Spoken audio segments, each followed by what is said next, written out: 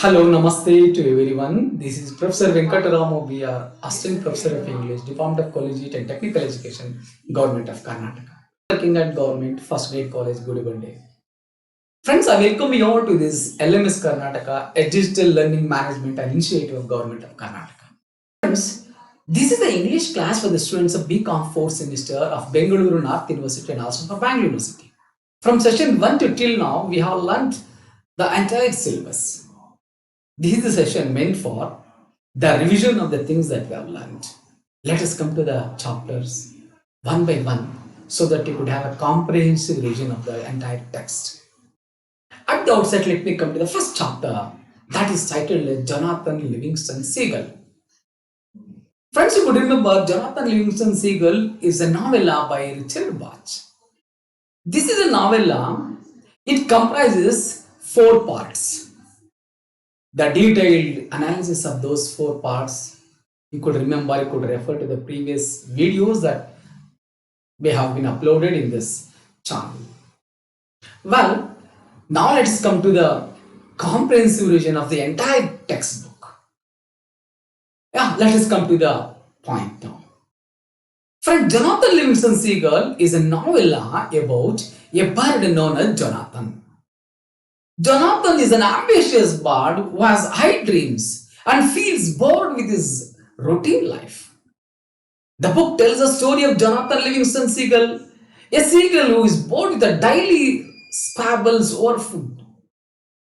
Seized by the passion for flight, he pushes himself and learns everything he can about flying.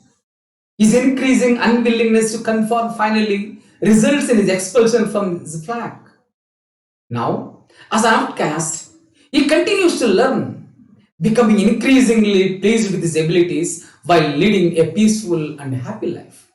Jonathan meets 2 girls who take him to a higher plane of existence, in which there is no heaven but a better world found through perfection of knowledge. There he meets another seagull who loves to fly.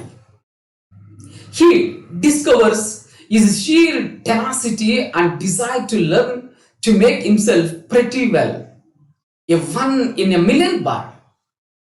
In this new place, Jonathan befriends the wisest girl, Cheong, who takes him beyond his previous self-education and teaches him how to move instantaneously to anywhere in this universe.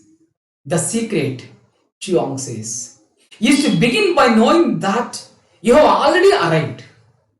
But unsatisfied with this new life, Jonathan returns to earth to find others like himself, to tell them what he had learned and to spread his love for flight.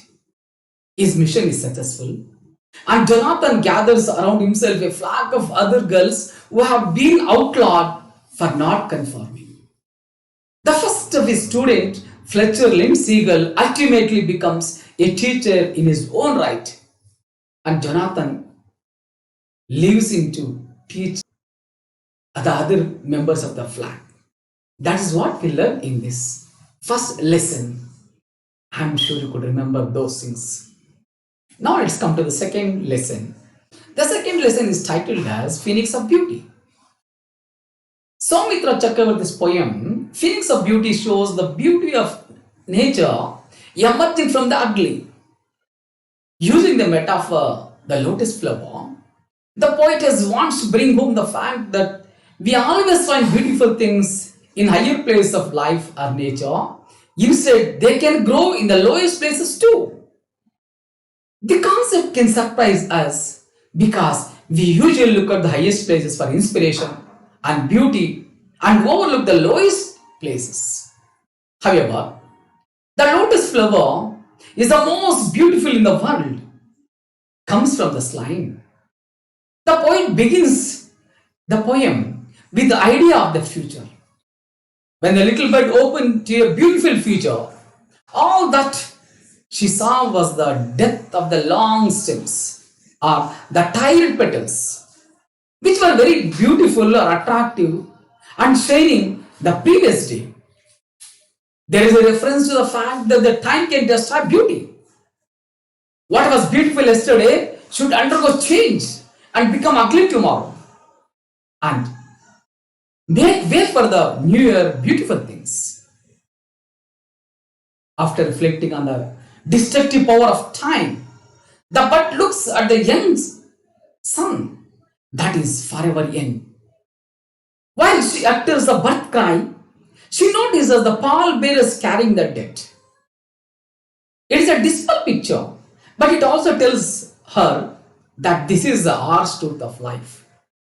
Now, after gaining this wisdom at her birth itself, the bud looks at the sun and she finds the sun wise. The sun turns its look at the young bud that appears to be pleading for life, innocence, and also for beauty to prevail longer. But nature, our world, is no longer innocent. It has experienced the harsh truths of life. The bud wishes for innocence to prevail in the world of guilt. The first rays of the sun had initially smiled on the new world, but now it no longer smiles because the inhabitants of this world have changed their attitude towards the nature. Finally, the poetess talks about the fact that the lotus flower, though very beautiful, has risen from the bed of slime. The new flowers have shades of red and yellow splashed across their petals, making them very attractive. The bright red and yellow shines over yesterday's dirt and overshadows it. Now, the poet moves on to human beings from the flower. When the white teeth flash in a blackened face and the merry eyes dance in the hunt for something beautiful, the dung heap unfolds and outshines the liberated, beautiful lotus bud. The white teeth flash, the blackened face, and the merry eyes describe the beauty of an individual who may be black and yet happy. The happiness of the person is a reflection of the beautiful mind.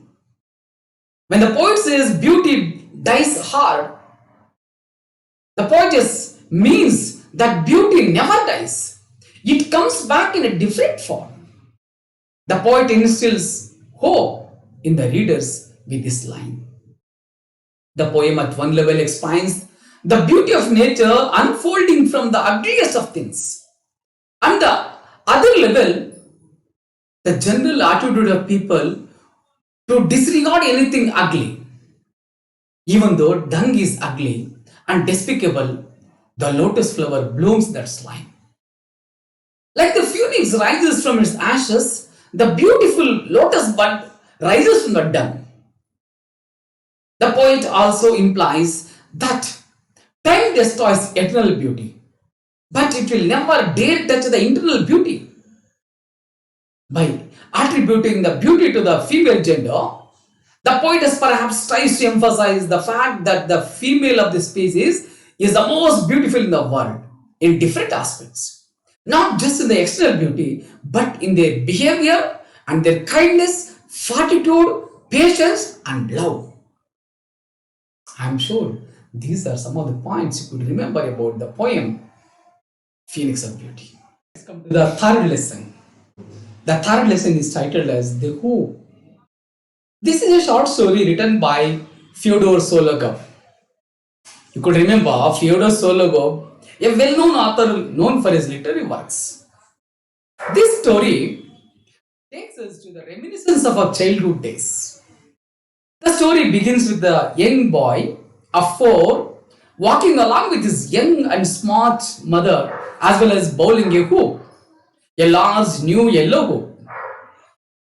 Merrily, he was enjoying his hoop while everything around him. The streets in the early morning, the sun and the distant din of the city was new to him.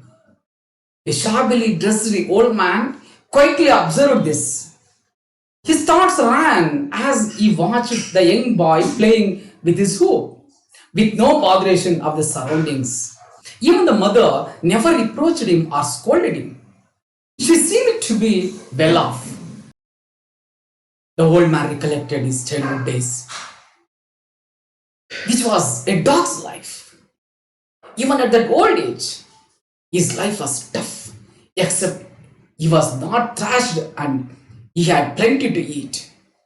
Unlike his younger days, when he had to suffer from the hunger and cold, this childhood passed in misery with not a single joy. The old man could not simply get out of this deep-rooted thought of the young boy with the plump legs. And he continued even in the dream. Even the next morning, the dream reverie continued amidst the sound of the factory machine. The old man dreamed of the playing with the hoop and his mother too. And he, as a young boy in the white costume, was driving the hoop with a little stick. Days passed in the reverie. One evening, while returning from the factory, the old man saw the hoop of an old barrel laying in the street. The old man, filled with happiness, and tears rolled down with an intense desire to possess the hoop. Cautiously glancing around him, picked up the hoop and carried it home. Even though no one bothered to care about the old man carrying the hoop, he was afraid of laughter. But he did not know why he carried it home. For several days, the hoop lay under the old man's bed in his poor, cramped quarters. But the very sight of it soothed the old man. One clear morning, the old man rose early and walked a little distance away from the town with his hoop. He walked into the woods, coughing, gliding over the dry leaves, and stumbling upon the roots, he hung the hoop on a dry limb. Suddenly, he let the hoop slide off the stick and he struck the hoop with the stick. The hoop rolled across the green lawn. He laughed and pursued like a little boy. He seemed to be a little boy who started playing with the hoop joyously and merrily and felt his mother is beside him, smiling. He felt refreshed and enjoyed the still grass and mosses. And he laughed while his cough mingled with his laughter. This continued for several days. The old man loved the morning hours in the woods, but often he feared that he would be ridiculed for this act. So he always looked around with fright and timidity. He pursued playing till his heart's content and returned to the city. The old man played peacefully for several days, and one fine morning he caught a cold and died in his bed. Yet he smiled quietly. The memories soothed him. He could recall the life of a young boy, and the thoughts of his mother following him gave him that happiness. I am sure you could remember this wonderful story. Such a wonderful story. Now let's come to the another fourth lesson. The fourth lesson is a poem. The poem titled is How Soon Hath Time. John Milton, in this poem, regrets he has just completed 23 years of his age, but he could not produce anything worthwhile till that time. His days are flying hastily. The poet looks younger than his actual age. He is not inwardly matured to create anything significant. Though many writers have timely spirit to achieve something, the poet has produced nothing worthwhile yet. Then the poet expresses his hope that sooner or late, less or more, his spirit will be led to the Lord by the will of the God. He will have God's grace to use his talent, and he will prove himself worthy in the eye of the God, his great taskmaster. This is such a philosophical poem. We could enjoy reading this poem. Friends, now let's move on to the fifth chapter. The fifth chapter is titled as Give Us a Role Model. The essay Give Us a Role Model is from Dr. APJ Abdul Kalam's book Ignited Minds. He begins the essay with a quote from Mahatma Gandhi, which highlights the importance of having faith in oneself. It is this faith that makes one capable of doing even though what one was not used to doing until then. The author then moves on to a few recollections on his thoughts on having role models. He made students so that he could ask them about the dreams and tell them that it was alright to lead a good life, an abundance life full of pleasure and work for that golden era. Dr. Abdul Kalam says that whatever work he does should be done with the heart, because then alone they will spread love and joy around them. In a meeting with the students of Tripura school, where he discussed his second vision of transforming India into a developing country, they asked him a series of questions. Of these questions, he shares two of which he finds interesting. Which are when the students asked him where and how to get a role model, he tells them their parents and teachers as role models until the age of 15. According to Dr. Abdul Kalam, the full development of a child can only come from those people. It is the teacher who generates creativity in the child. Education and the teacher-student relationship should not be as a business, but with the nation's growth in mind. However, these qualities have to be nurtured by oneself, as no law would bring this into force. To a question asked by another student about the terrorists and their nationality, Dr. Abdul Kalam responded that they were Indians who were created through political and economic isolation. He then tells them that with great effort, the story of the epics of Ramayana and Mahabharata, where the battle took place between the good and the evil. In all such battles, it is dharma or the goodness that wins over evil. In his pilgrimage to various schools across the country, he came across a question from a student from St. Mary's School in Dindigal. The student wanted to know why the president had asked everyone to dream in his book Wings of Fire. To this question, he says that it is dreams that are converted into thoughts, which are later converted into actions. Followed by this question, another student asked who would be the real scientist. To this, Dr. Abdul Kalam answered that a real scientist questions reality, and that would be none other than a child. During Dr. Abdul Kalam's visit to Assam, he visited Tejpur, where he was being honored with a doctorate. Indomitable spirit was the theme of his address, after which he was asked why the water from the Brahmaputra river cannot be diverted to Tamil Nadu or Rajasthan, where there is a water shortage. To this, he answered that in India, Vision 2020, many rivers are being connected, cutting across the states. Another student expressed great displeasure at the ministers visiting close by places and avoiding any sort of interaction with the children. At Sri Ramakrishna High School in Morocco, he was asked why there was a desert in Rajasthan. To this, he gave the same answer that it will be included in the Vision 2020 development program.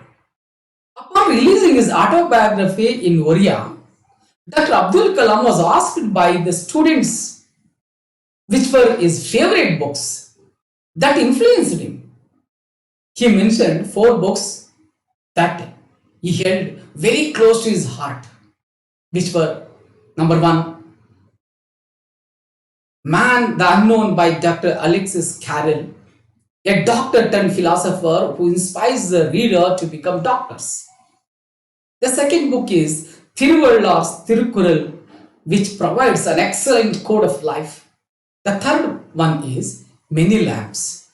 It is written by Lillian Eicher Batson, which illuminates his life.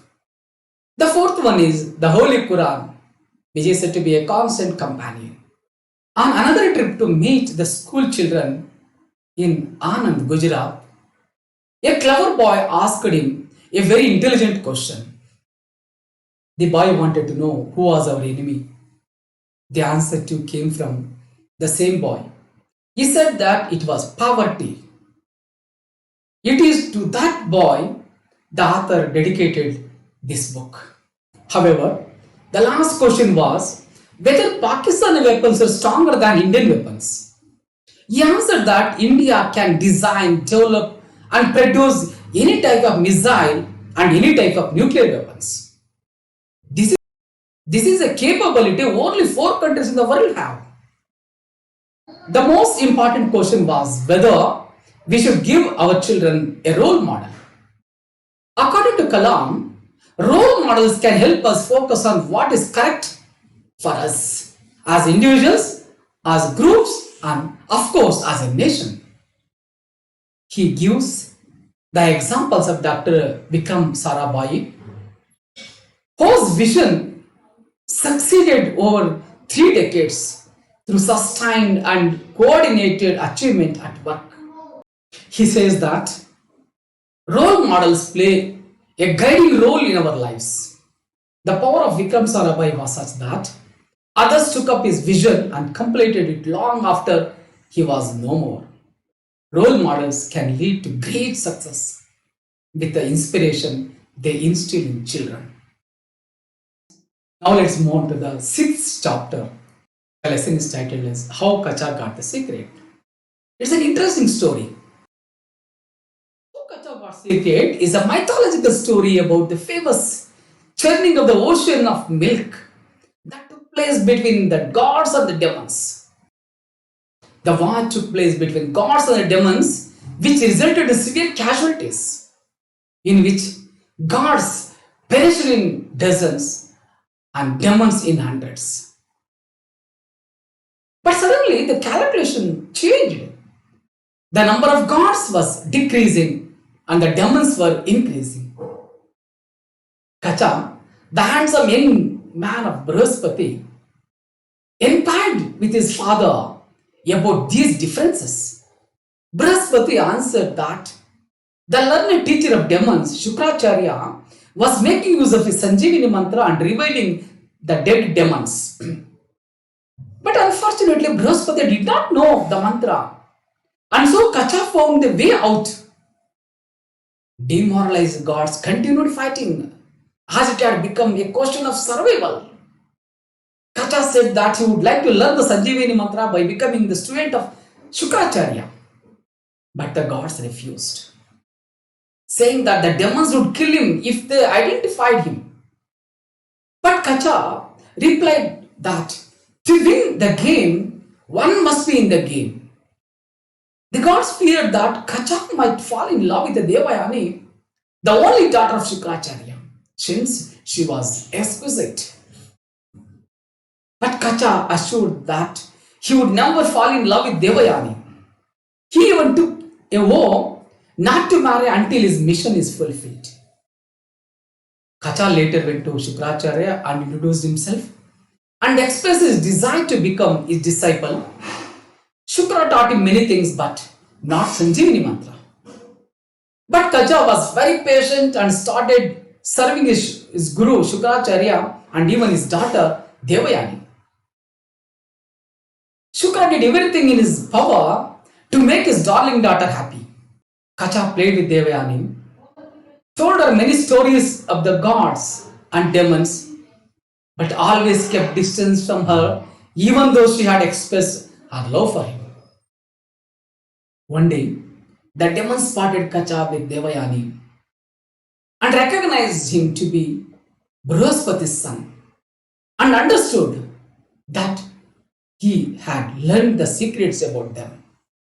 As they could not accuse their teacher Shukracharya, they decided to kill Kacha. And one day, while Kacha was going up the mountain path to graze the cattle, they pushed him down and Kacha died. Devayan was worried and requested her father to revive him. Shukra chanted the Sanjivini mantra and brought back Kacha alive. Again the next day, when Kacha was going alone, the demons threw him into the sea and drowned him. Again Kacha was revived by Shukra because of the repeated pleadings of his daughter. Now Kacha was sure that they would burn him this time in the fire. He remained in a pensive mode and worried that he would not learn the Sanjivini mantra. And then an idea struck him when the demons tried to throw him in the fire. He told the demons that his Guru Shukra would again bring him back to life. Hence, they should take his burnt ashes, mix it with the wine, and feed his master with the ashes, so that he would not be revived again. The demons too agreed and did the same thing. Devayani desperately searched for Kacha and pleaded with his father to revive him. So, when Shukra chanted the Sanjivini mantra, Kacha did not come out, but rather informed his master that if he came out alive, then the master had to die. Shukra was perplexed when he came to know that the demons had mixed the ashes of Kacha in the wine and had given it to him. So he decided to give up drinking the wine from there onwards. He asked his daughter, who was more precious to her? Devayani told her that she needed both alive. So Shukra taught the Sanjivini mantra to Kacha and brought him alive. Later Kacha chanted the Sanjivini mantra and revived his dead master. Devayani was very happy as both of them were alive. After a few days, Kacha took leave of Shukra and his daughter and returned to gods and gave them the secret that he has learnt. This is all about the story how Kacha got the secret. Friends, now let's move on to the 7th lesson. The 7th lesson is titled as Nationalism and Interview. This is a lesson, it's a prose. Bertrand is a pacifist and a liberal socialist. In an interview for British television in the year 1959, the interviewer Woodrow Watt poses the question of nationalism with Russell. In the first question, which is whether nationalism is right or wrong, Russell answers this way. The political and cultural aspects contribute to hold on to nationalism. In today's world, it appears that there is uniformity concerning culture.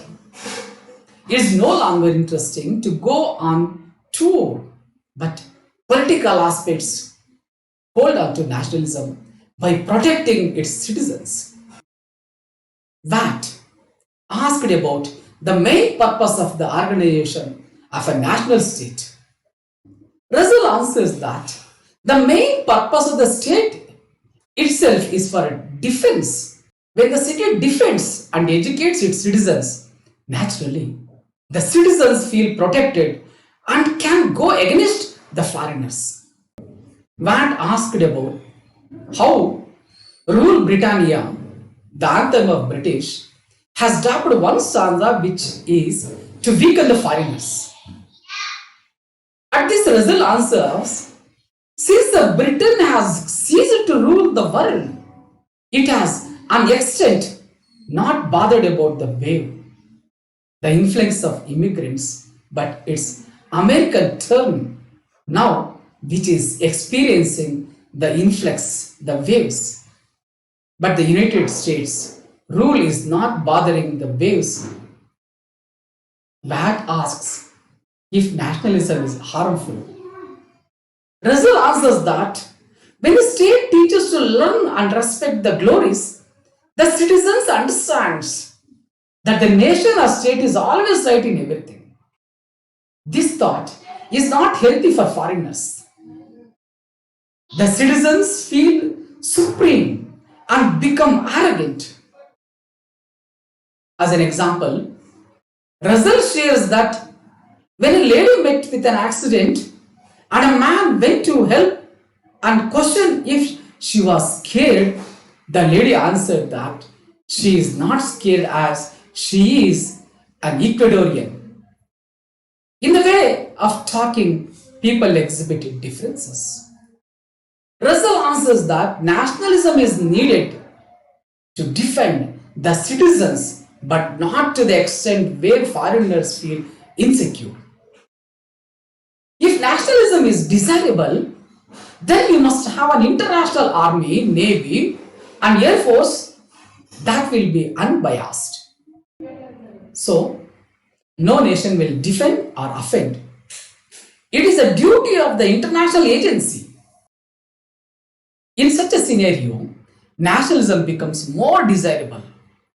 Russell answers that, especially in countries where racial discrimination is an evil practice, nationalism is strong. It is strong because each race is prejudiced about its race. In America and Europe, racial problems have to a great extent reduced. But in Asia and Africa, they still are facing racial discrimination.